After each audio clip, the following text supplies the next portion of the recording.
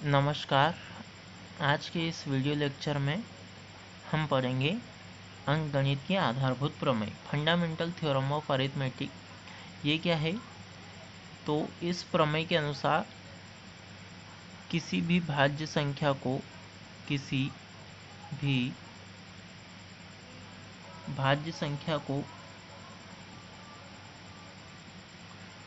अभाज्य संख्या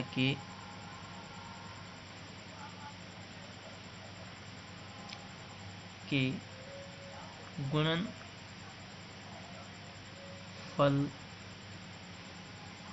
के रूप में व्यक्त किया जा सकता है।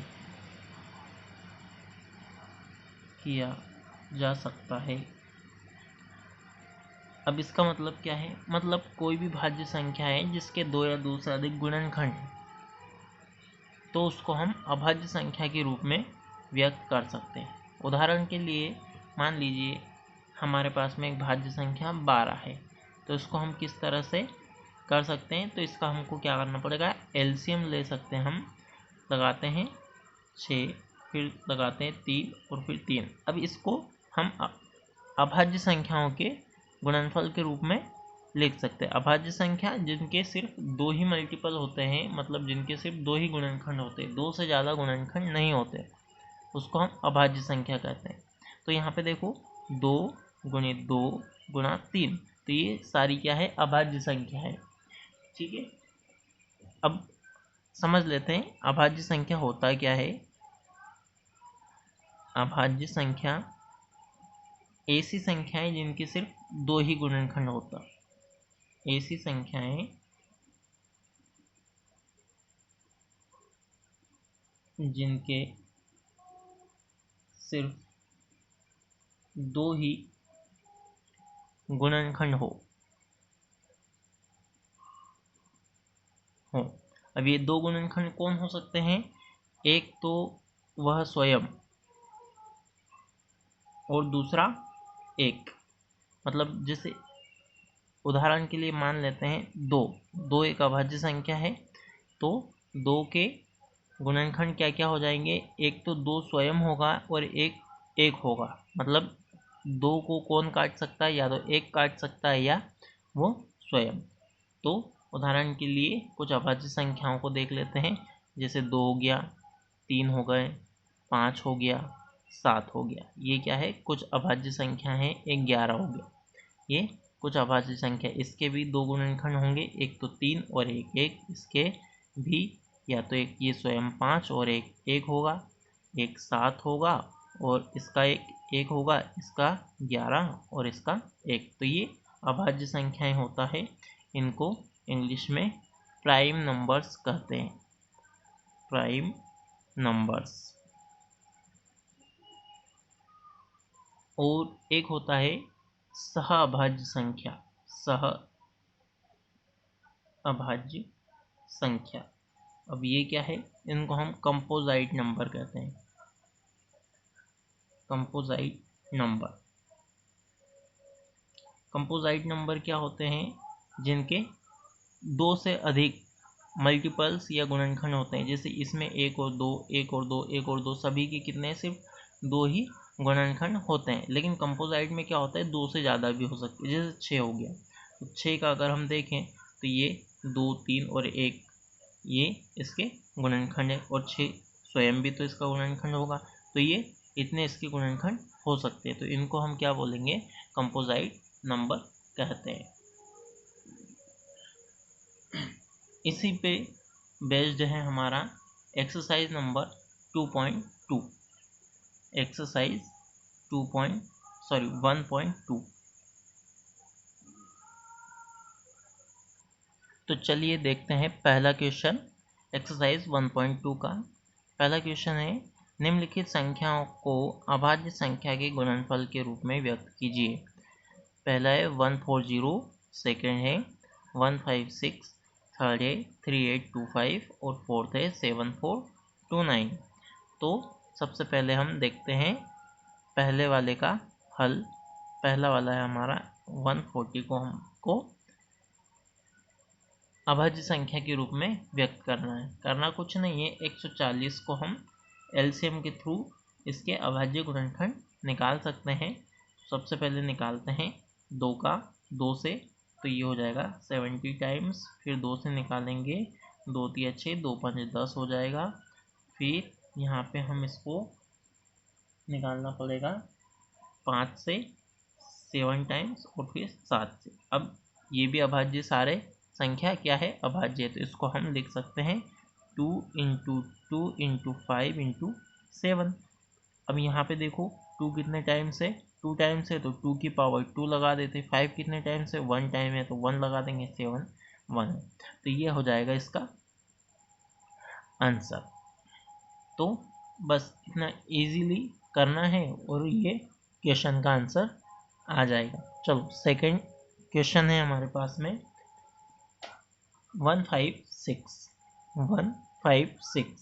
156 का एलसीएम निकाल लेते हैं। 156 क्या हो जाएगा, 2 से करेंगे, 2 से 1 जा 14, 1 बचेगा 8 78।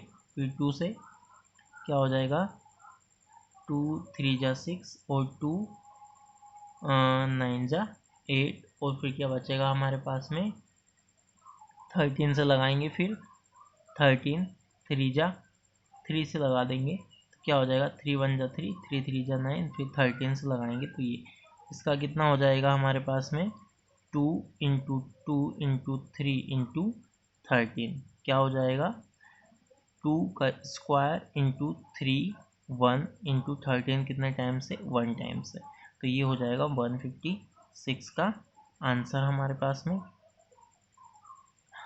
अगला क्वेश्चन है हमारे पास में 3825। थर्ड का कितना है, 3825। अब 3825 का भी निकालते हैं हम। 3825 का क्या हो जाएगा, सबसे पहले इसको हम 3 से लगा के देखते हैं। 3 1 जा 3 और 3 2 जा 6, फिर यहाँ पे 2 हो जाएंगे 22, 3 से 1 जा और 3 5 जा, फिर 3 से लगाते हैं, 3 4 जा 12, 3 2 जा 6, 3 5 जा 15, फिर 5 से लगाएंगे। अब 3 से नहीं जाएगा, 4 2 6 और 5 11 हो जाएंगे, तो ये 3 से अब नहीं जाएगा। अब हम इसको 5 से लगा के देखते हैं, तो 5 8 जा 40 और 5 5 जा, फिर 5 से लगाते हैं, 5 1 जा 5 और 5 7 जा, फिर 70 से लगाते हैं 1, तो यहाँ पे इसका क्या हो जाएगा, 3 इंटू 3 इंटू 5 इंटू 5 इंटू 17। यहाँ पे क्या हो जाएगा, 3 का स्क्वायर इंटू 5 का स्क्वायर इंटू 70 1 टाइम, 3825 ये हो जाएगा हमारे पास में इसका आंसर। Very simple. नेक्स्ट है हमारे पास में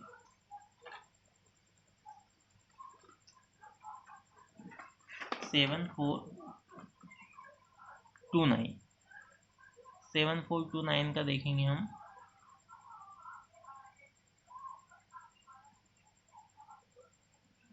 फोर्थ नंबर 7429,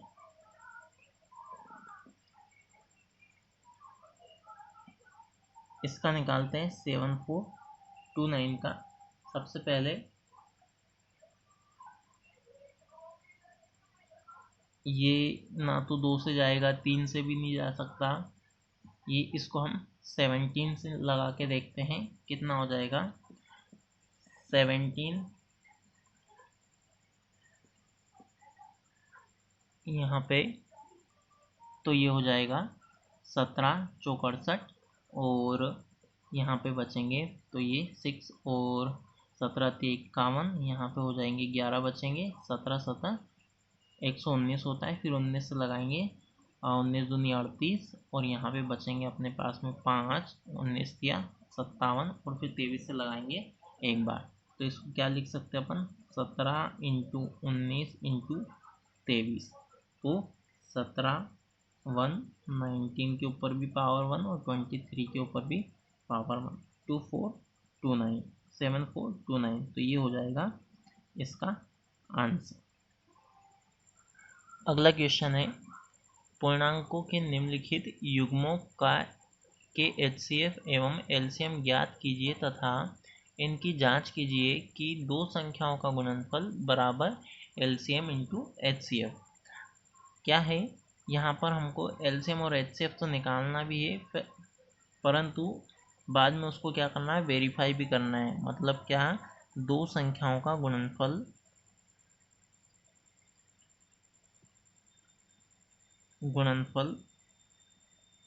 ये दो संख्याएं कौन सी, जिनका हमें HCF और LCM निकालना, उन्हीं का, और LCM और HCF का गुणनफल बराबर होता है। मान लेते हैं हमारे पास में एक संख्या n1 है और n2 है, दूसरी संख्या n2 है, तो इन दोनों का गुणनफल और उन संख्याओं का LCM और HCF का गुणनफल दोनों बराबर आने चाहिए। तो देखिए, करते हैं इसको वेरीफाई। पहला पार्ट क्वेश्चन का क्या है, 26 और 51 का। तो देखते हैं, 26 का एलसीएम लेते हैं सबसे पहले, तो ये क्या हो जाएगा, 13 और यहाँ पे 1। फिर 51 का करते हैं, क्या हो जाएगा, 7 से लगाते हैं, 7 एकम 7, 2 बचेंगे तो 21 हो जाएंगे, 7 या 21, 13 और 1। यहाँ पे क्या हो जाएंगे, 26 है तो 26 को हम लिख सकते हैं 2 गुणित 13 गुणित कुछ नहीं है तो 1 लगा दें यहाँ पे, और फिर 51 को क्या लिख सकते हैं, 7 गुणित 13 गुणित 1। तो एलसीएम जब हमको निकालना होता है तो हम क्या करते हैं, जो संख्या सबसे ज़्यादा है उसको हम सबसे पहले लिखते हैं। तो यहाँ पे देखो, इसकी पावर भी 1, इसकी पावर भी 1 लिखेंगे, इसकी पावर भी 1, ये भी 1 है, ये भी 1 टाइम है, ये भी 1 टाइम है। तो क्या हो जाएगा, 2 की पावर दोनों में कितनी बार है, 1 टाइम है। 13 भी कितनी बार है, 1 टाइम है मैक्सिमम। 7 भी कितनी बार है, 1 टाइम है। और 1 भी कितनी बार है, 1 टाइम है। तो एलसीएम कितना हो जाएगा इसका, एलसीएम होगा 2, 13 दूनी 26, 51, मतलब 13 सतह 51, 51 का डबल कितना हो जाएगा, 182, 182 इसका एलसीएम हो जाएगा। अब एचसीएफ क्या होता है, हाईएस्ट कॉमन फैक्टर होता है, जो बड़ी सी बड़ी संख्या जो दोनों में कॉमन है। तो कौन सी सबसे बड़ी संख्या है, 13 जो दोनों में कॉमन है। तो यहाँ पे क्या हो जाएगा, एचसीएफ हो जाएगा 13। अब इन दोनों को वेरीफाई करते हैं हम, मतलब क्या हो जाएगा, वेरीफाई करने के लिए n1 n2 is equal to LCM into HCF। n1 की वैल्यू कितनी है हमारे पास में, मतलब पहला नंबर कितना है 26, और n2 कितना है, दूसरा नंबर है हमारे पास में 51। LCM कितने हैं हमारे पास में, LCM है हमारे पास में 182 और HCF है 13।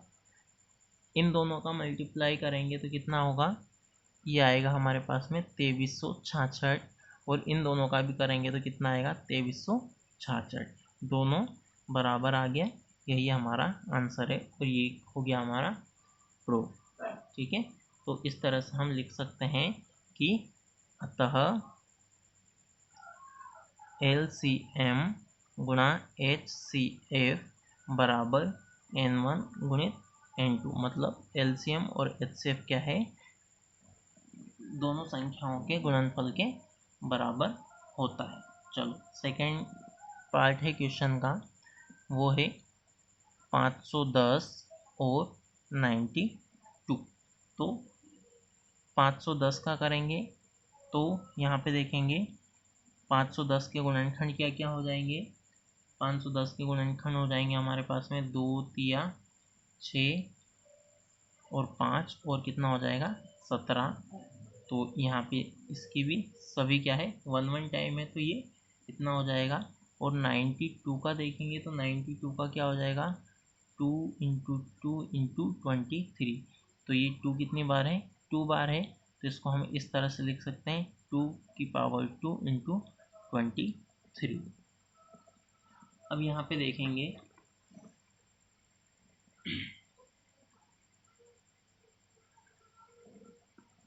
एलसीएम निकालेंगे, एलसीएम हो जाएगा, एलसीएम क्या होगा कि 2 कितनी बार है, 2 बार था दोनों में, 3 कितनी बार है, 1 टाइम है, 5 कितनी बार है, 1 टाइम है, और 17 भी था, 17 1 टाइम, और 23 भी 1 टाइम। इसका मल्टीप्लाई करेंगे तो कितना हो जाएगा, टोटल 23,460 आएगा। अब HCF दोनों में कॉमन क्या है, तो दोनों में कॉमन क्या क्या था, इसमें भी 2 है, इसके अंदर भी 2 है, तो HCF क्या हो जाएगा इसका 2। अब यहाँ पे वेरीफाई करेंगे हम, तो N1 इंटू N2 बराबर LCM गुणित HCF। N1 की वैल्यू कितनी, पहला नंबर कितना था हमारे पास में 510 गुणा N2 मतलब दूसरा नंबर है हमारे पास में 92। एलसीएम कितना आया हमारे पास में 23,460 और HCF आया 2। अब इन दोनों का अगर हम मल्टीप्लाई करेंगे तो हो जाएगा 46,920, और इसका भी करेंगे तो 0 6 दूनी 12, 4 दूनी 8 और 1 9, और 3 दूनी 6 और 2 दूनी 4, दोनों आ गए बराबर। अतः हम लिख सकते हैं, अतः LCM गुणा HCF बराबर पहली संख्या गुणा दूसरी संख्या, मतलब दो संख्याओं का गुणनफल। ये हो गया हमारा सेकंड क्वेश्चन भी। अब इसका थर्ड पार्ट है, उसको देखते हैं। क्या था, 336 और 54 का। तो देखेंगे 336 का एलसीएम निकालेंगे तो क्या क्या हो जाएगा हमारे पास में, 2 गुणा 2 गुणा 2 गुणा 2 3 गुणा 7, मतलब अगर इसको हम लिखें तो 2 की पावर 2 3 4 टाइम है, 3 की पावर 1 7 की पावर 1। अब 54 को देखेंगे, 54 को किस तरह से लिख सकते हैं, 2 गुणा 3 गुणा 3 गुणा 3, तो इसको हम लिख सकते हैं 2 गुणित 3 की पावर 3। अब इसमें हमको एलसीएम निकालना है, तो एलसीएम में हम क्या लिखेंगे, 2 की पावर 4 और 3 की पावर 3, जिसकी पावर सबसे ज़्यादा पहले उसको लिख लो, फिर 7 की पावर 1। तो क्या हो जाएगा हमारे पास में, इनका मल्टीप्लाई करेंगे, मतलब क्या हो जाएगा, ये 2 गुणा 2 गुणा 2 गुणा 2, 2 की पावर 4 था, 2 को 4 बार लिख लिया, और 3 की पावर 3 था तो 3 को 1 बार, 7 की पावर 1 है तो 7 को 1 बार। इनका मल्टीप्लाई करेंगे तो क्या हो जाएगा हमारे पास में 3024 आएगा। अब यहाँ पे HCF निकालते हैं। HCF क्या हो जाएगा, HCF दोनों में कॉमन क्या है, दोनों में कॉमन एक तो 2 है और एक 3 है, तो यहाँ पे 2 और 3 क्या हो जाएगा, 2 गुणा 3 मतलब 6। HCF क्या हो जाएगा इसका 6। अब यहाँ पे इसको भी हम क्या करते हैं, हल करेंगे, N1 N2 बराबर LCM गुणा HCF। तो N1 की वैल्यू कितनी, N1 की वैल्यू 336 गुणा 54, और LCM आया हमारे पास में 3024 गुणा HCF कितना हो जाएगा, HCF हो जाएगा हमारे पास में 6। इनका मल्टीप्लाई करेंगे तो कितना हो जाएगा 18,144, और इनका भी करेंगे तो सेम आएगा, मतलब 18,144। ये आ गया हमारा आंसर। तो ये क्वेश्चन नंबर 2 के 1 2 3 तीनों पार्ट सॉल्व हो चुके हैं। अगर आपको हमारा ये वीडियो पसंद आया हो तो please like share and subscribe to our YouTube channel. Thank you.